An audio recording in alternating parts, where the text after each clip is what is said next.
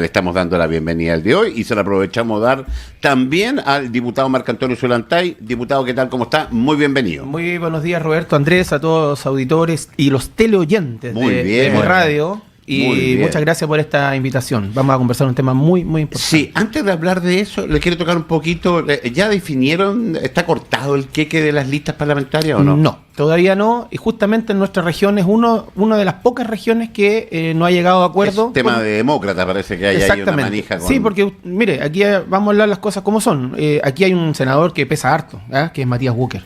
Y eso evidentemente le da algún espacio un poquito más fuerte para poder negociar, y ellos están solicitando 3 cupos y digamos está la posibilidad de que sean 2 también y 2 para cada partido. Y ahí sería más lógico. Está pidiendo un poco más de espacio. Claro, y ahí hay cosas que hay que ver en su momento. Es la última semana de negociación, pero insisto, cuando hay senadores, por ejemplo el caso de Matías acá, de Jimena Rincón en el Maule, en esas regiones, por supuesto que la pedía un poquito más alta, digamos. Todo tiende a pensar de que va a quedar 2-2-2, ¿no? 2 UDI, 2 Evópolis, 2 RN y 2 Demócratas. Mire, es posible. Es como la lógica. Es una lógica, sí, es posible. Esa alternativa se metió después, porque la primera era, usted lo sabe, 3-3-2. 3 UDI, 3 Demócratas, 2 RN. Pero también hay que tomar en cuenta de que Evópolis tiene un solo gobernador en todo Chile, y acá. Con Cristóbal. Entonces también tienen su derecho a pedir su espacio. Yo soy muy abierto en eso. A mí más que un 3-2 pareciera, claro, una táctica de fútbol. De fútbol, claro, o un carrier, claro. Un carrier antiguo. Pero además yo creo en los nombres, yo creo en las candidaturas, en la potencia de cada candidato. Porque no sacamos nada con pedir 3 cupos si no hay buenos candidatos. Entonces, como para bloquear al de al lado, ese tipo de cosas yo no las comparto. Yo soy de la idea de ¿cuántos nombres tenemos en la mesa? Perfecto. Son independientes pro algo, son UDI, vamos con los mejores. Con los mejores, que no se vayan en otras listas, que nos van a competir a nosotros. Pero veamos primero, ahora, yo creo que por ahí la discusión está un poco equivocada. Una lista acá en la región de republicanos libertarios bien disminuida, por lo que... Bien disminuida. Quien era una opción, Pablo Germán, en definitiva, va por el PDG, parece. Se incorporó al trabajo el equipo del PDG. No sé si va a ser candidato, no lo tengo tan claro, pero al menos está trabajando con el PDG Pablo Germán. Con Andrés Guerra, que al parecer que no iría, bastante disminuido. Claro, lo que pasa con esa lista es que ellos tienen una marca fuerte y tienen un candidato a presidente que está marcando primero y que es fuerte también.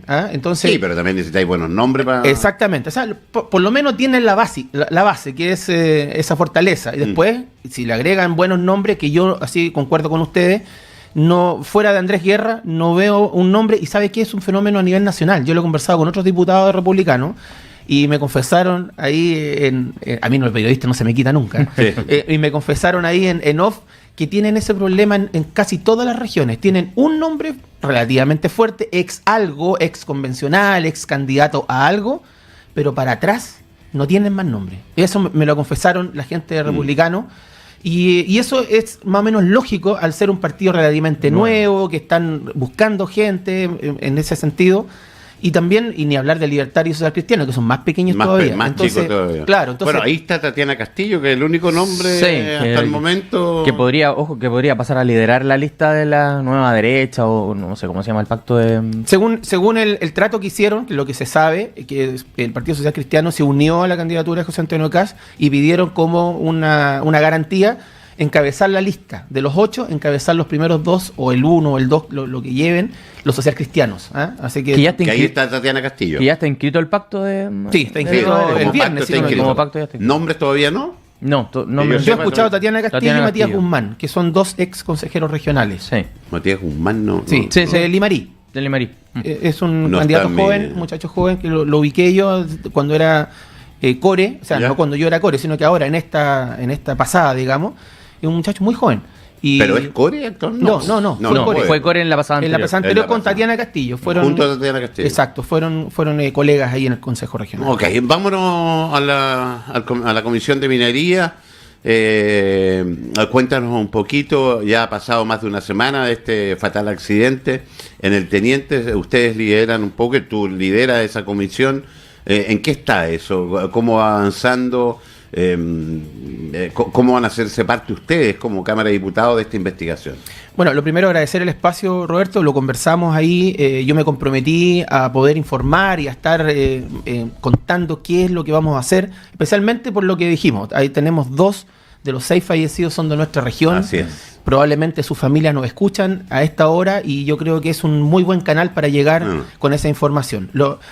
Cambiamos la tabla, dejamos de lado varias cosas que tenían programadas porque nos vamos a abocar por lo menos las 3 comisiones que vienen, incluyendo la que pasó, al tema del accidente, en distintos sentidos. Y en la sesión pasada citamos a los dirigentes sindicales de los sindicatos, ¿ya?, de contratistas, o los externos. Que son que pertenecían a empresas contratistas, claro, las que murieron. Que fallecieron, Salfa y Gerlitz, por ejemplo. Y otras más que hay, y conversamos con el presidente ahí.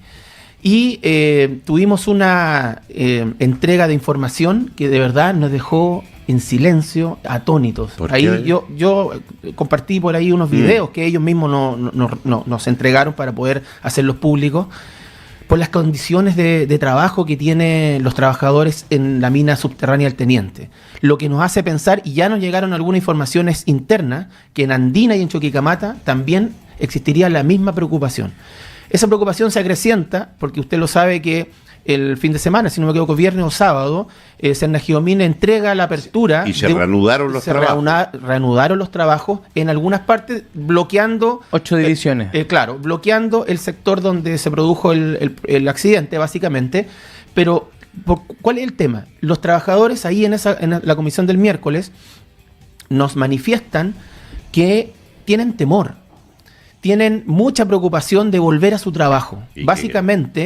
Básicamente por las condiciones de seguridad, las condiciones operativas que ellos vienen denunciando hace mucho tiempo. Y ahí nos encontramos, les decía yo, lo impactante, la cantidad de mails, de reclamos que hicieron en el tiempo, con muchos años.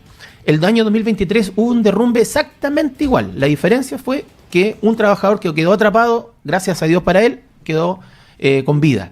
Pero ya se venía dando esto y nos mostraron todo lo que, primero, nos habían mostrado la Comisión Investigadora 2023, pero ahora siguieron agregando denuncia tras denuncia respecto a la falta de seguridad, a la falta de garantías laborales en ese trabajo que están haciendo los... ¿La falta de seguridad apunta a qué cosa? Porque falta de seguridad podría ser a trabajar en condiciones malas en términos de indumentaria, en términos del lugar que está advertido. ¿A qué apunta la falta de seguridad? Por ejemplo, en uno de los videos que yo le compartí, hay unas detonaciones, ¿cierto? Que se hacen, evidentemente. Que estamos viendo parte de los videos que nos envían. Claro, hay unas detonaciones que se hacen, comillas, en forma controlada. Muchas veces, la gran mayoría, contaban ellos, esas detonaciones se salen de control. Y sucede lo que sucede ahí, trabajadores que le vuela hasta el casco.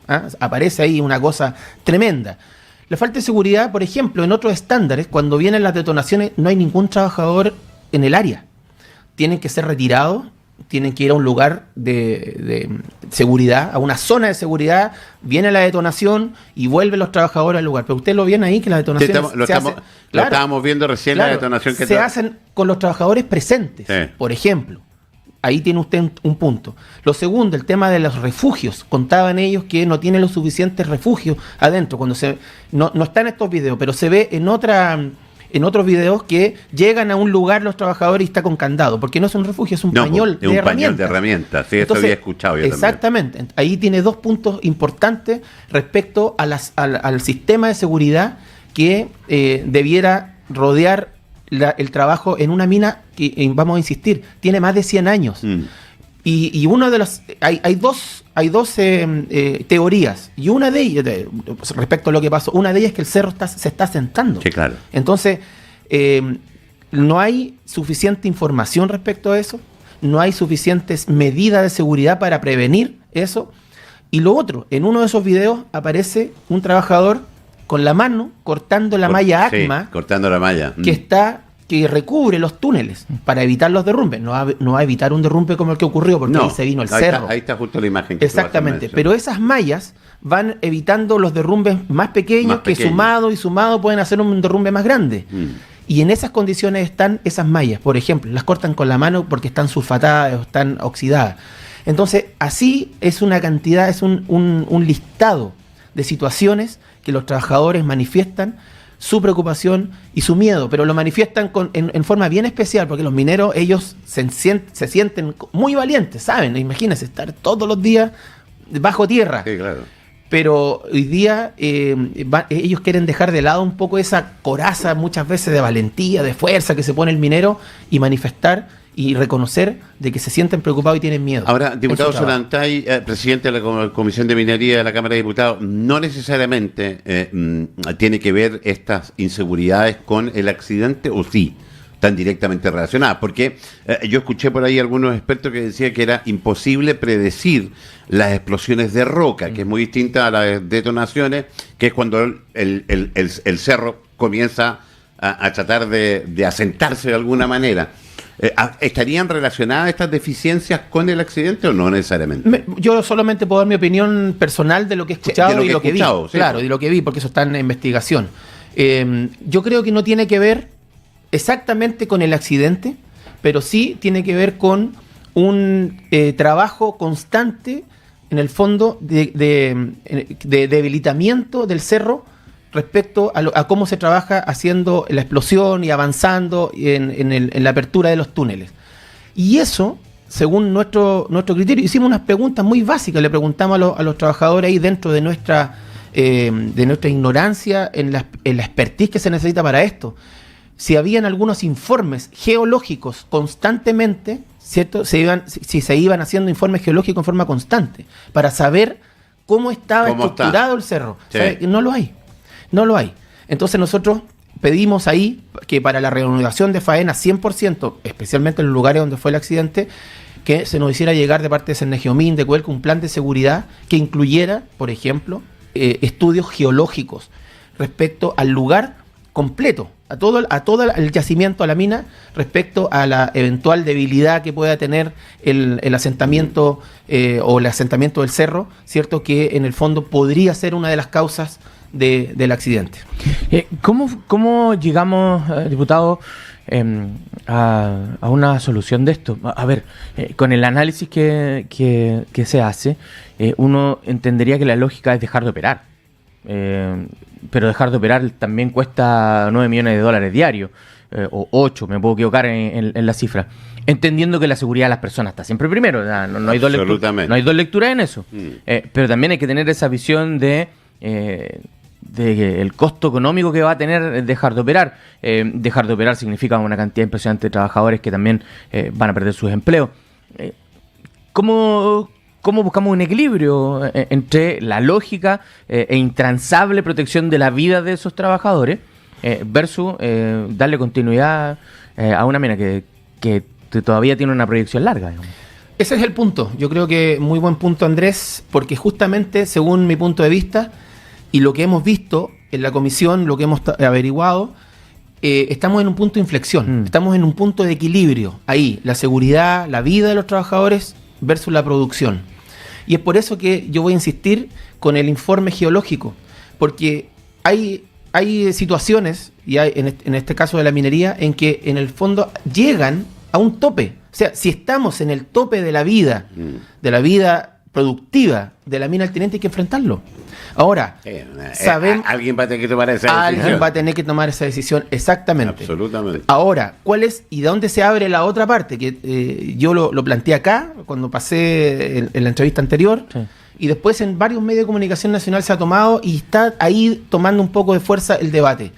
Codelco tiene muchas pertenencias mineras, no solamente las 5 divisiones y sus ampliaciones, tiene muchas pertenencias mineras que no ha podido explotar por recursos, obviamente, entrega todo al Estado y en baja muchas veces, los últimos 5 años.